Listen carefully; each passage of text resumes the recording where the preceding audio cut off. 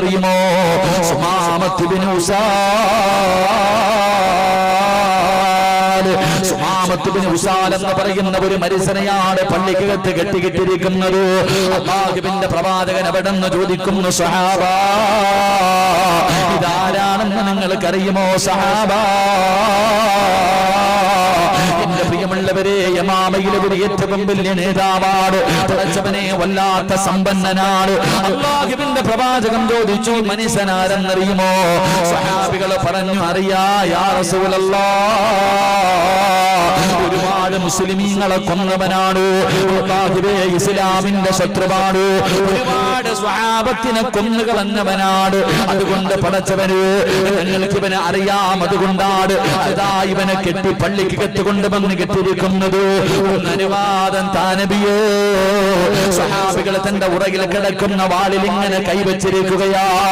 അല്ലാഹുവിന്റെ പ്രവാചകൻ ഇവനെ കൊല്ലാൻ പറഞ്ഞാൽ ആദ്യം എനിക്ക് കൊല്ലണമെന്ന് കരുതിയിട്ട്, കാരണം സ്വഹാബത്ത് ഇങ്ങനെ അതാ തന്റെ ഉറകിൽ കിടക്കുന്ന വാളിൽ കൈവച്ചുകൊണ്ട് നിൽക്കുകയാണ്.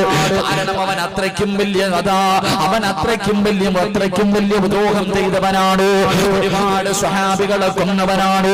ഇസ്ലാമിന് ഒരുപാട് നഷ്ടം വരുത്തിയവനാണ്. ഒരുപാട് പേരെ കണ്ണുനീര് കുടിപ്പിച്ചവനാണ്.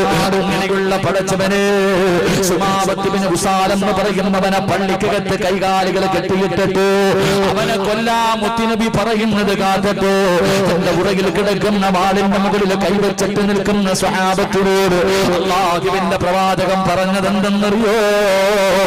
യാ സ്വഹാബ,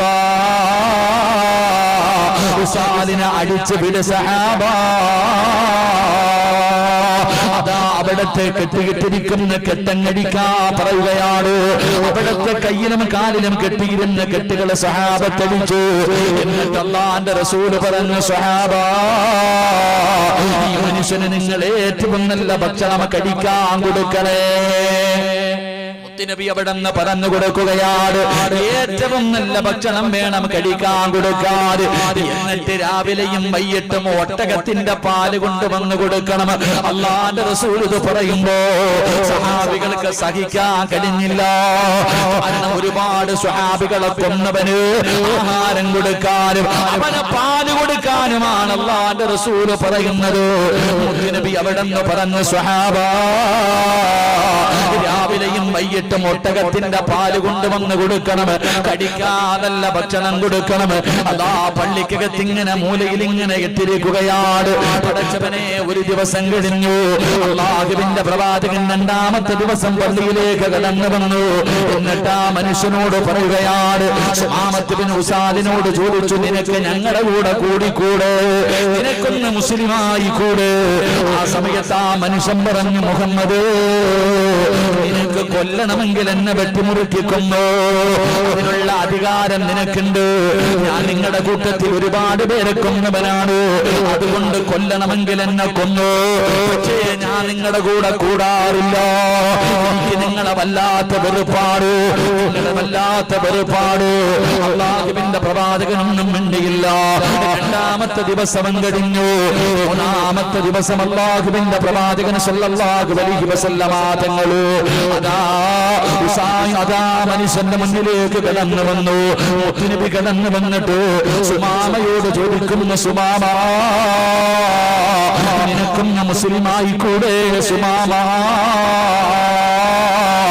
മൂന്നാമത്തെ ദിവസവും അല്ലാഹുവിന്റെ പ്രവാചകൻ ചോദിക്കുമ്പോ ആ മനുഷ്യൻ അപ്പോഴും പറഞ്ഞ മറുപടി ഞാനില്ലെന്നാണ്.